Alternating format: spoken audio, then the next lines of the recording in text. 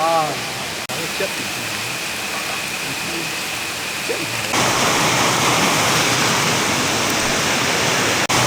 က်ကဲအခုကျွန်တော်တို့ခင်တော့ဖို့အတွက်ကျွန်တော်တို့တောထဲရောက်နေတော့ဗောနော်လိုင်းလည်းမရဘူးအခုကျွန်တော်တို့တောထဲရောက်နေပြီကမ်ဆိုင်မသွားခင်မှာကျွန်တော်တို့ငားများဖို့အတွက်ဟိုအဆူရေကန်ကြီးတွေ့တာအေးရေကန်ကြီးမှာငားများလို့အဆင်ပြေလားမပြေလားအောက်ဆင်းမကြီးနေရပါတော့အဆင်ပြေရဆိုရင်ကျွန်တော်တို့ငားများမယ်လောဆိုကျွန်တော်တို့ဒီမှာရေကန်ရောက်နေရေဒီမှာတောထဲရနေလားလမ်းလည်းမရှိသေးတယ်နော်ဒီမှာဒီရေကန်ကြီးမှာများလို့ရမရညာကြည့်မလားကဲကျွန်တော်တို့ငားများဖို့အဆင်ပြေသွားပြီဆိုတော့ငားစားများကြည့်မယ်ပေါ့နော်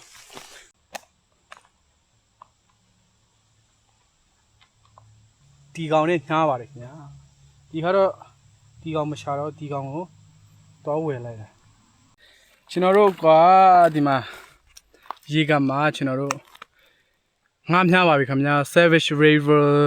လို့တော့ပြောတာပဲဒါပေမဲ့ Savage River လည်းမဟုတ်တာကံပဲဆိုတော့ကြည့်လိုက်ပါအောင်ကျွန်တော်ဒီမှာများနေဆရာကြီးကမရတော့ဟိုအောက်တွေပါဆင်းနေ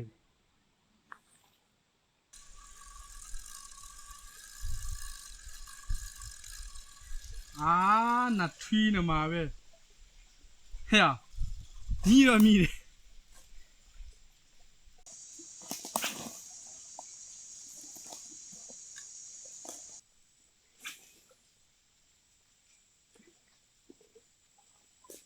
ကဲကျွန်တော်တို့မြားတာနိုင်ဝက်ရှိပြီအခုချိန်ထိပါတကောင်းမှ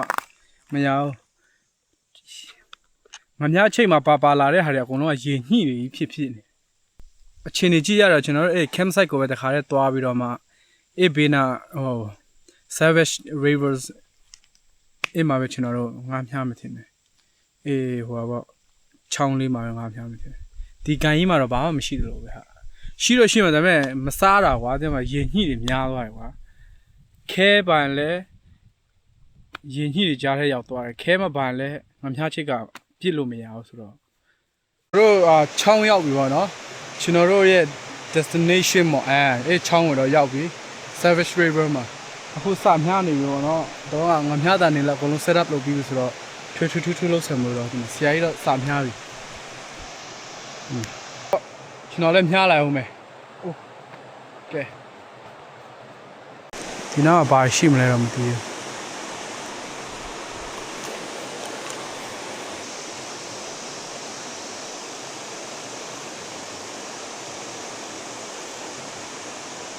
ဒီချောင်းကလည်းတိတ်ပြီးတော့အဆင်မပြေဘူးကွာဖြစ်ချင်တော့ဒီချောင်းကဟိုရေကာတာနဲ့သူတို့ကဟိုပါရေပြန်လွတ်တဲ့ဟိုဘယ်လိုပြောမလဲရေဆိုတော့ငါးမရှိကွာသူတို့အဲ့ငါးtrout fish တရားကြတော့ဒီကောင်တွေကဟိုပါလေသူ့ယာတီနဲ့ပေါ့နော်သူတို့ငါးထုတ်ပေးတဲ့အချိန်မရှိတယ်ဆိုတော့ကျန်တဲ့ငါးတွေကဘာမှမရှိဘူးဆိုကျွန်တော်တို့ရဲ့မူလအခြေအနေဖြစ်မဟုတ်ပါဘူးမူလပင်တိုင်ကိုရင်းဖြစ်တဲ့ဟိုနေရာဝဲကျွန်တော်တို့ပြန်သွားမယ်ပေါ့နော်ချောင်းကတော့သေးသလောက်ငါးတော့နည်းနည်းပါးရှိတယ်အရင်ကကျွန်တော်တို့ငါးတွေရတယ်ဒါပေမဲ့အပြန်လာမှငါးရတယ်ဒါပေမဲ့ပြန်လွတ်လိုက်တယ်ပေါ့နော်ဆိုတော့မှာတော့ကျွန်တော်တို့သွားမယ်ပြီးလို့ရှိရင်ဖက်ကငါးတယ်ကျတော့တကယ်သူတို့လွတ်ထားတဲ့ငါးတွေမဟုတ်ပေါ့နော်ဒီတိုင်းသူတို့ဟာနဲ့သူတို့တဘာဝမွေးတဲ့ငါးတွေပေါ့နော်တဘာဝမွေးရဆိုလူမွေးတာမဟုတ်တော့ငါးအချင်းချင်းပြန်မွေးတော့ပြောတာတဘာဝမွေးတဲ့ငါးတွေပေါ့နော်မှာတော့ငါးတွေတော်တော်ရှိတယ်ကျွန်တော်တို့နေရာပဲပြန်သွားမယ်ဆိုတော့ဒီနေရာတော့ကျွန်တော်လစ်ပြီကဲအခုတော့ကျွန်တော်တို့နောက်တနေရာကိုပြန်ရောက်လာတယ်ဆိုတော့ကျွန်တော်ဒီတနေရာတော့ရမှဖြစ်မယ်ဒီတနေရာမရရင်တော့ငါမမြားဘူးဒီတနေရာရောက်ရမှဖြစ်မယ်ဆိုတော့ဒီတနေရာနောက်ဆုံးပဲပေါ့လာတော့ကျွန်တော်နေရာသွားဖို့လည်းအချိန်မရှိတော့ဘူးဒီမှာ9 နာရီထိုးပြီဆိုတော့ရလေရမရရင်လည်းရှိတဲ့ဟာလေးပဲစားပြီးတော့မှဒီနေ့ညတော့စသိမ်းလိုက်မယ်ရောက်ရေးပစုံမိတယ်လက်ကွာအဲ့တော့မိမှာပုတ်ပုတ်ထားမယ်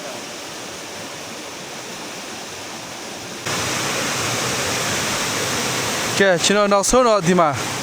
Bronx Shock ပေါ့နော် ဒီကောင်ကတော့သူတို့အော်ယုံနေအေးယုံမှာဖေသားလေး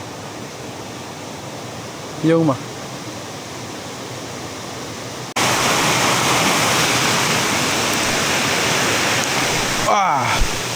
ကဲကျင်းတ်တယ်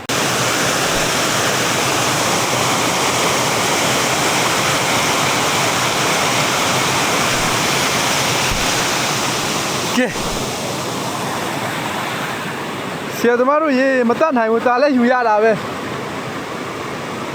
တော့ထဲလာပြီခမအငတ်တော့မခံနိုင်ဘူးရတဲ့အကုန်ယူရမှာပဲ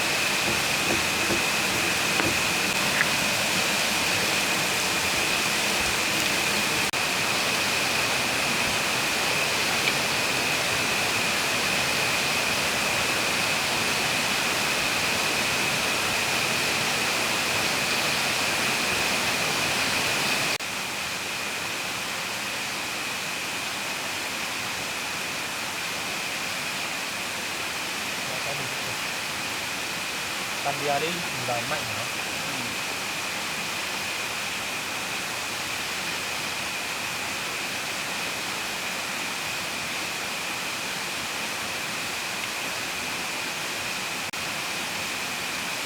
ဘာပူပြောလဲ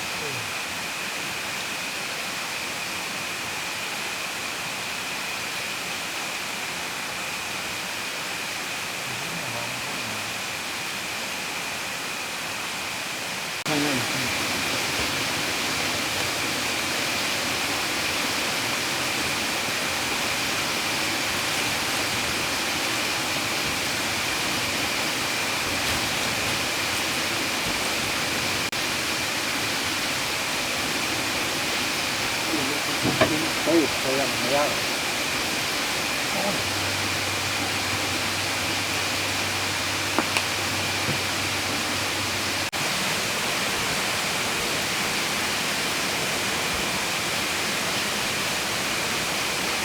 Wow, wow, very good.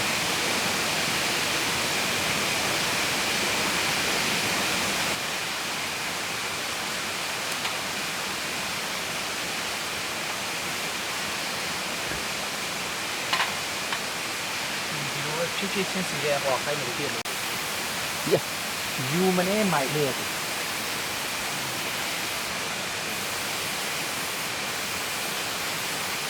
ီချက် ဟာလေ ဒီအိမ်တော်ရ ပုံပေါ်ရ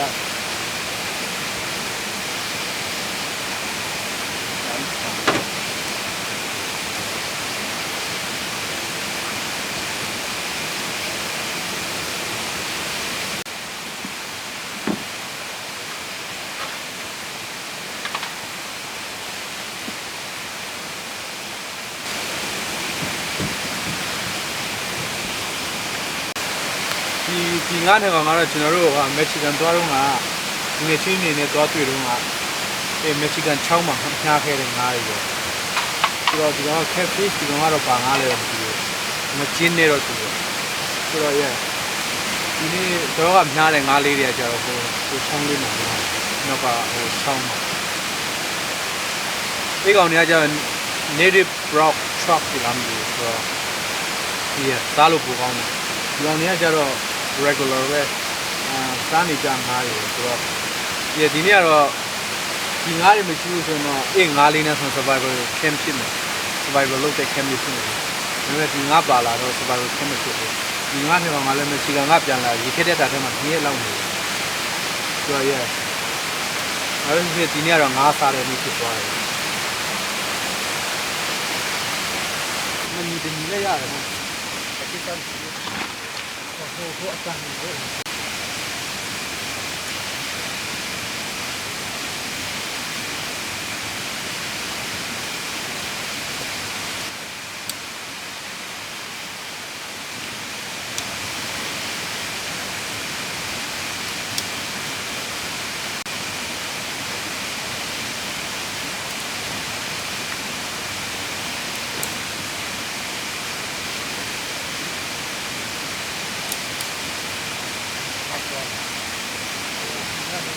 နည်းနည်းရှူလိုက်ရ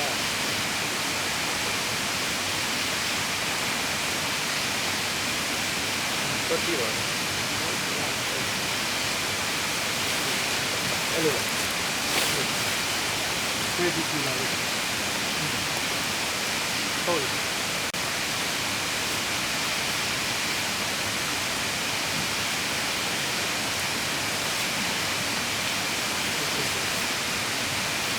ကျလို့လားမကျသေးတော့ဘူးဟုတ်ကဲ့ငါတို့ဆန်ဆန်ပြေးရတယ်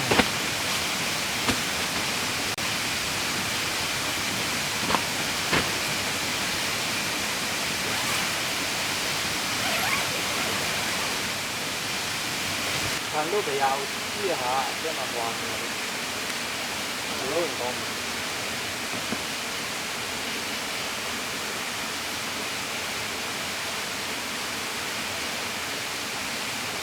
ဒီဝါလည်းမရဘူး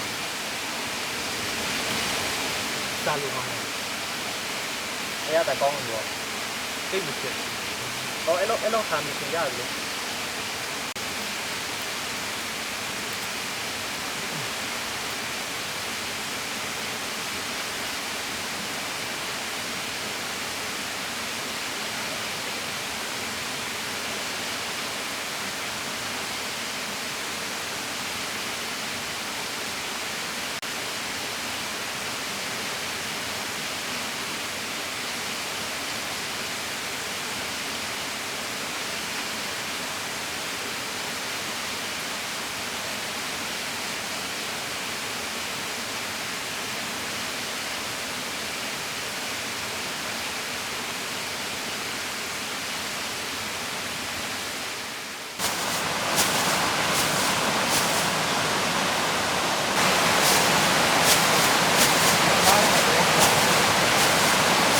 အိတ်ထဲမှာထည့်တယ်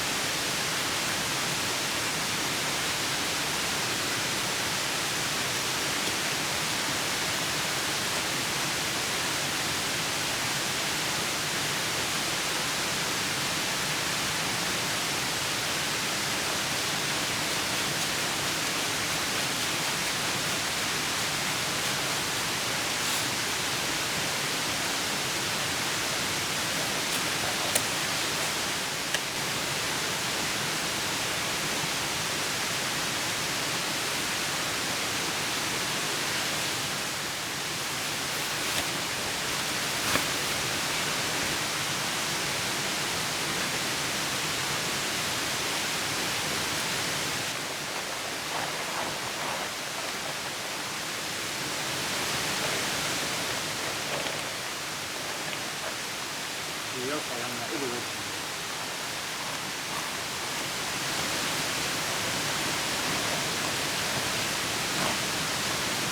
ကဲမနေ့ရှင်းနိုင်ထိုးပြီဆိုတော့ကျွန်တော်တို့ပြန်တော့မယ်လောက်ဆရာလည်းအိမ်မှာရှိရဆိုတော့ပြန်မယ်ရာဒီဦးဆိုလည်းတော်တော်အေးဟာတော်ထဲမှာစိတ်နေတာပဲညမှာဆိုတော့နောက်ဗီဒီယိုမှာပဲအားလုံးကိုပြန်တွေ့မယ် bye bye see ya